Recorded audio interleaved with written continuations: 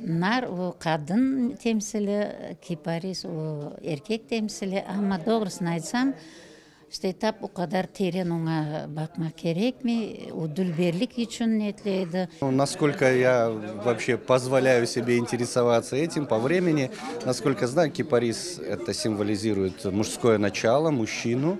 А гранат, здесь больше вопросов у меня. Ну, я предположу, что, наверное, это некое благополучие семейное, наверное. Вот где-то здесь должно быть близко, пусть меня простят люди.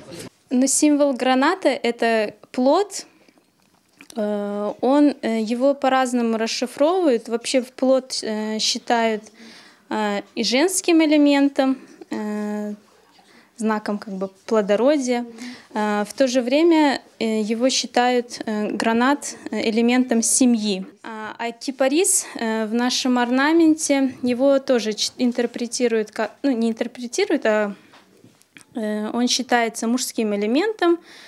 Кипарис, насколько я знаю, это мужской символ, хотя есть некоторые оспаривают его.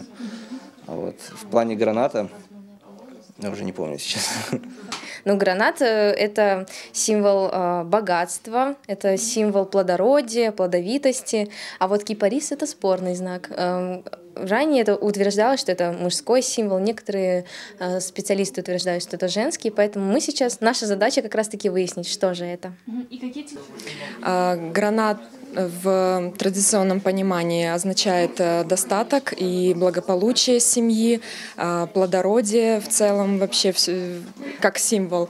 А кипарис, он больше идет как знак мужской, в принципе, насколько я это знаю. И в понимании орнамента он вот как такой сильный мужской символ.